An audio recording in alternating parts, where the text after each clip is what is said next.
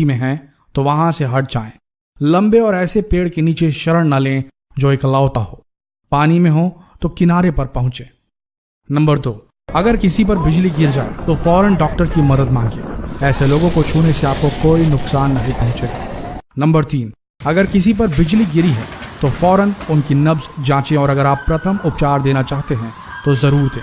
बिजली गिरने से अक्सर 2 जगहों पर जलने की आशंका रहती है। वो जगह जहां से बिजली का झटका शरीर में प्रवेश किया और जिस जगह से उसका निकास हुआ, जैसे पैर के तलवे। नंबर 4, ऐसा भी हो सकता है कि बिजली गिरने से व्यक्ति की हड्डियां टूट गई हों या उसे सुनना या दिखाई देना बंद हो गया हो। इसकी जांच जरूर करें।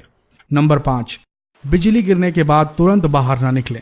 अधिकांश मौतें तूफान गुजर जाने के 30 मिनट बाद तक बिजली गिरने से होती है। नंबर 6, अगर बादल गरज रहे हो और आपके रोंगटे खड़े हो रहे हैं तो ये इस बात का संकेत है कि बिजली गिर सकती है। ऐसे में नीचे दुबक कर पैरों के बल बैठ जाएं। अपने हाथ घुटने पर रख लें और सर दोनों घुटनों के बीच। इस मुद्रा के कारण आपका जमीन से कम संपर्क होगा। नंबर 7, छतरी या मोबाइल फोन का इस्तेमाल बिल्कुल न करें। धातु के जरिए बिजली आपके शरीर में घुस सकती है। ब्रिटिश मेडिकल जर्नल में छपा है कि कैसे 15 साल की एक किशोरी पर बिजली तब गिर गई जब वो मोबाइल इस्तेमाल कर रही थी। उसे दिल का दौरा पड़ा था। नंबर 8, यह मिथक है कि बिजली एक ही जगह पर 2 बार नहीं गिर सकती।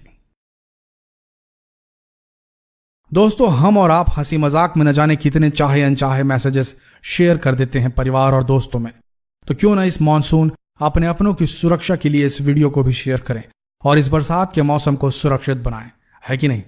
अगर आपने भी कभी बिजली गिरने की घटना को करीब से देखा है या आपके साथ ऐसा कुछ घटा है तो प्लीज कमेंट सेक्शन में शेयर जरूर करें।